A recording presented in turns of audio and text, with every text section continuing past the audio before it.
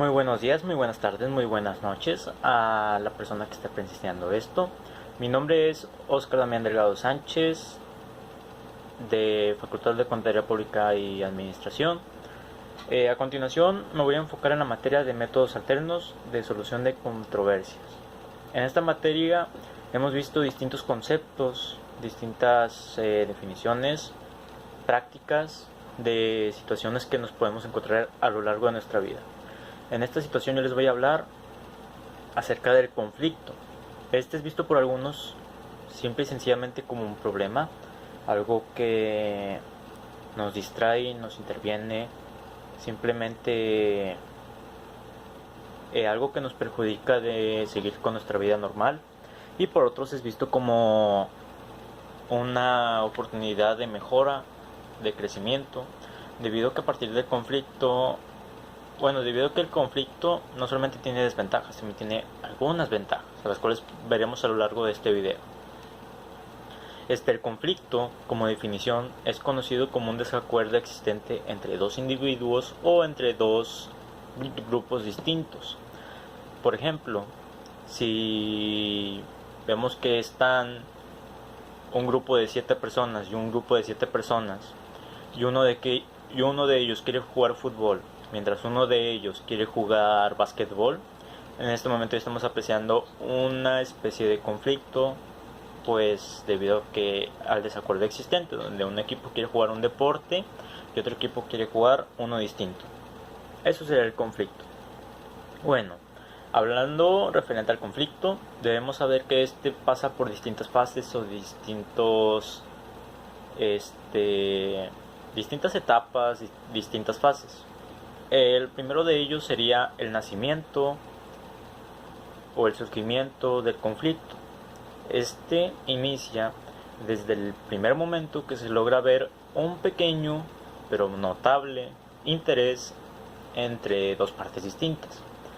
Por ejemplo, si analizamos la situación de dos niñas pequeñas presenciando un objeto en común que es una muñeca, como Barbie, vamos a ponerle nombres. Marta quiere a Barbie, pero también Gloria quiere la pertenencia de Barbie. Eso sería el nacimiento, el surgimiento del conflicto, debido a que ambas quieren la posesión de un solo objeto. Ese es el nacimiento. Después de esta etapa sigue el pequeño estallido del conflicto, que viene siendo cuando conforme va desarrollándose la discusión o la conversación, logra verse los pequeños intereses entre ambas partes.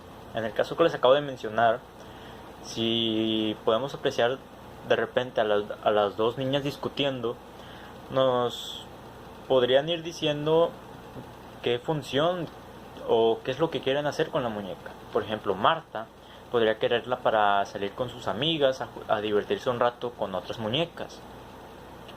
Si analizamos la de Gloria, simplemente quiere jugar sola en su casa, sin ninguna amiga, y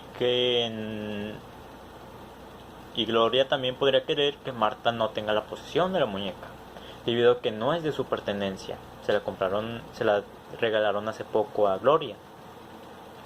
Y así, conforme va desenvolviéndose, podríamos apreciar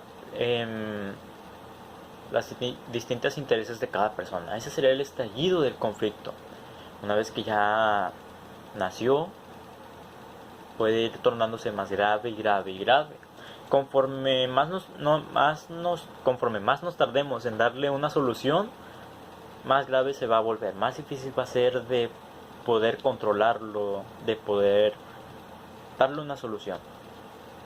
Una vez que estalla el conflicto, sigue una etapa de crisis. En esta etapa de crisis, ninguna de las partes quiere cederle la oportunidad de que la otra parte pueda perjudicarnos. Ambos deciden permanecer restringidos, es decir, simplemente se fijan en sus propios intereses y les da igual lo que la otra persona mencione. Ellos Con los niños es más notorio porque ellos son como que más luchadores o más vengativos o que más berrinches hacen por querer lo que ellos quieren. En el conflicto, la situación que les acabo de plantear, la crisis podría notarse cuando ambas niñas empiezan a llorar.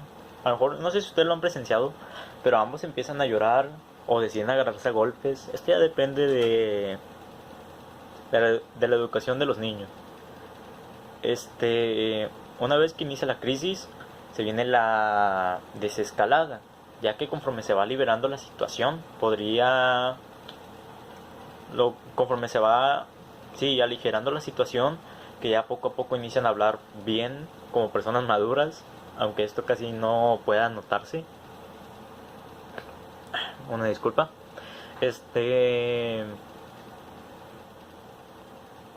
Como les mencionaba, la desescalada es cuando ya se va aligerando la situación, donde ambos ya van cediéndose la oportunidad de hablar, donde Marta ya se va dando cuenta de lo que quiere Gloria y Gloria ya se va dando cuenta de lo que quiere Marta. Es un pequeño ejemplo. Ya consiguiente veremos otro ejemplo más vistoso, más laboral, algo más profesional que podamos apreciar. Y ese viene siendo la desescalada, darse cuenta de lo que la otra persona quiere, dándose la oportunidad de hablar justamente, igualitariamente, de que ambos tengan la posibilidad de poder participar. Y después sigue la etapa final, la cual es la resolución del conflicto. Este sería un acuerdo en común que no perjudica a nadie, o donde ambos salgan perjudicados o donde ambos salgan beneficiados. Ese sería un acuerdo. Se busca un fin en común, en este caso la muñeca, y el acuerdo podría ser que una de las niñas juegue durante un horario y otra de las niñas juegue durante un horario. Otro acuerdo puede ser que ambas jueguen juntas, primero con el resto de las niñas y después ellas solas en su propia casa, o que nadie juegue con la muñeca. Ese también es un tipo de acuerdo. No es tan viable esa decisión, pero sí puede darse el caso. Ustedes lo han notado con sus familias, cuando hay muchos pequeños primitos que están discutiendo y que uno de ellos empieza a llorar, simplemente se acaba la diversión. Por ejemplo, si están jugando luchitas en un brincolín y ambos están saltando y un niño sale lastimado, pues a partir de ahí se acaba la situación, se acaba la diversión, y pues ya, cada quien para su casa, cada quien sentados, castigados, regañados como burros. No sé si les ha pasado, a mí me pasaba de pequeño y también he visto cómo le pasa a los otros pequeños. En cuanto a la solución del conflicto, puede haber distintos métodos alternos, distintas soluciones que le podemos dar. Las tres principales es la mediación, la conciliación y el arbitraje. La mediación y la conciliación es visto como muy parecidos, pero hay una pequeña y muy importante diferencia entre ellos. Tanto en la mediación como en la conciliación, como en el arbitraje, puede apreciarse una tercera persona. Es conocido por distintos nombres. Puede conocerse simplemente como tercero, interviniente, facilitador, y en la subdivisión de cada método alterno puede también conocerse como mediador, conciliador o árbitro, básicamente. Aunque casi no se le llama así. En la mediación, esta tercera persona simplemente se encarga de controlar la situación, que la discusión no se salga de contexto, que simplemente se enfoquen en el conflicto principal. Les voy a explicar a qué se refiere este punto. En este punto quiere dar a entender que de un conflicto en general puede desatarse otro pequeño conflicto. Por ejemplo, analicemos la situación de una pareja que llevan casados 5 años, por ejemplo. Al paso de los años, podemos decir que el hombre está cansado de la mujer, que simplemente ha desatendido una de sus obligaciones en casa, que es la de hacer de comer o la de recoger la casa. Se va a escuchar algo machista, pero a veces sí son como casos muy reales, donde la mujer deja de desatender la casa un poco, ya sea algo muy pequeño como lavar la ropa o hacer de comer, una pequeña limpieza en la casa. Y la mujer también está cansada del hombre, donde el hombre los fines de semana decide irse, los fines de semana que descansa, decide irse con sus amigos, no se hace cargo de los niños, que no trae dinero a la casa, que desatiende a su familia, que solamente sale de fiesta. Ese es un pequeño ejemplo. Con el paso de los años, ese problema se desató y ambos fueron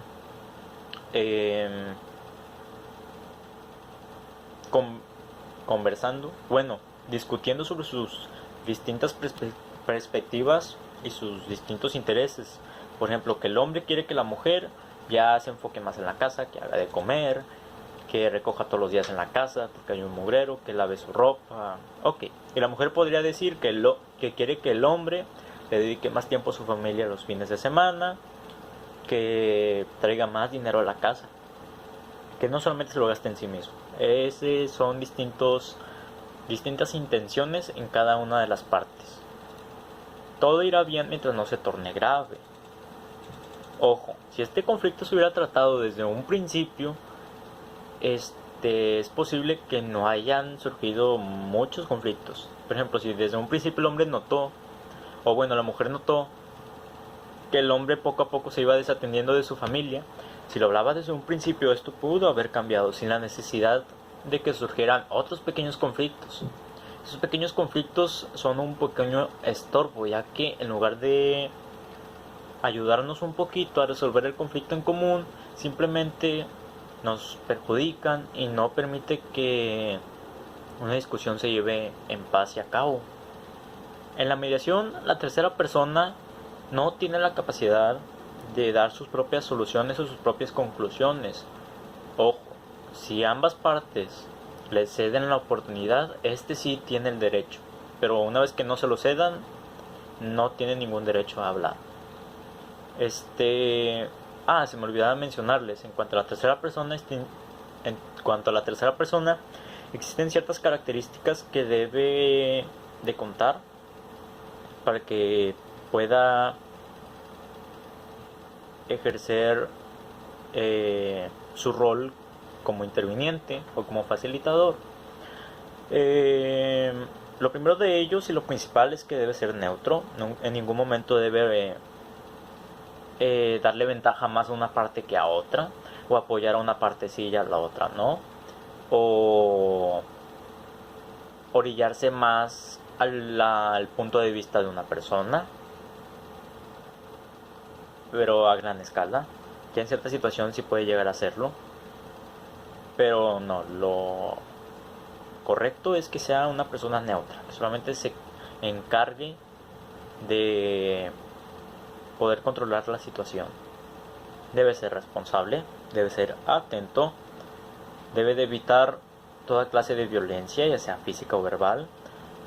La violencia física se evita cuando ambas personas están a cierta distancia y el interviniente se encuentra en medio. Están un poquito separadas, pero están lo suficientemente cerca como para poder escucharse el uno al otro y que el diálogo vaya poco a poco fluyendo. El mediador,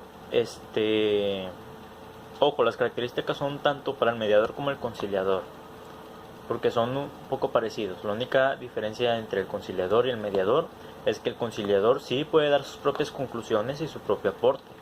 Esto con el propósito de ayudar a que las partes vayan fluyendo y desalojando sus intereses, que se vaya aligerando la situación y se vaya liberando un poco la tensión.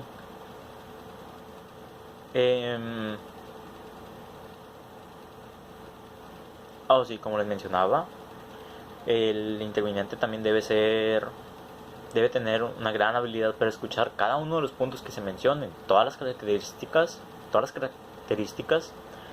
deben de atenderse. Y no es el único que cuenta con obligaciones. Las partes también deben ser respetuosas, deben ser sinceras y honestas, y debe de haber un ambiente de confianza, porque si no sientes confianza es imposible que tú puedas expresar tus pensamientos y sentimientos. Y hay un montón de características que rodean o que se necesitan para que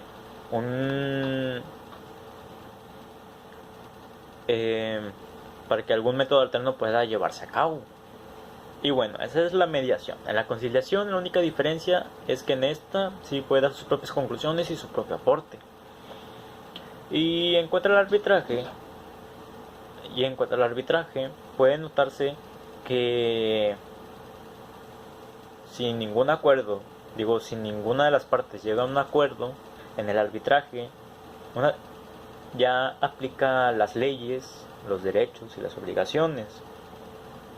Y hay un montón de leyes, o sea, no creen que es tan sencillo. En el arbitraje se lleva a cabo un gran análisis por distintos especialistas. En el arbitraje se propone una solución y ambas partes deben llevarlo a cabo como sea, sin ninguna excepción. Esto puede ser un poco perjudicable. Bueno, esto puede perjudicar un poco a alguna de las partes, pero también puede beneficiarlas un poco. Y en el arbitraje es considerado como la única opción viable para la solución del conflicto.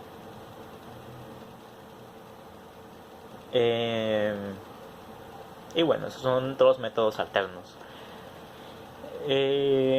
También hay que saber que hay distintos tipos y clases de conflictos. En este video no se los mencionaré, pero podemos ver que hay conflictos personales, por ejemplo un divorcio.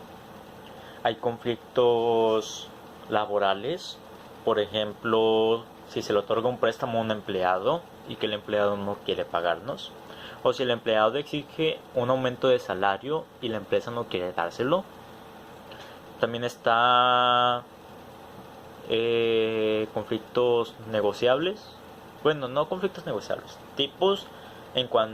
conflictos en cuanto a negocios. Por ejemplo, si estamos vendiendo un carro a cierta tasa de interés, o sea, que en lugar de pagárnoslo completo, nos lo vayan pagando en partes, pero con cierto aumento de interés, y que la persona ya lleve 4 meses de retraso, pues... por ejemplo, que sea aumento de interés, que el pago deba cubrirse al año, pero que deba pagarse cada mes una cierta parte, y que esta persona no simple y sencillamente no nos pague ni los intereses. Ahí ya existe un conflicto. Por el momento sería todo. Espero que les haya gustado, que pueda ayudarles. Mi nombre es Oscar Damián Delgado Sánchez, Facebook Oscar Delgado, /BDG. Y ojalá les haya gustado este video. Si quieren algún otro video, coméntenmelo. Y gracias por su atención.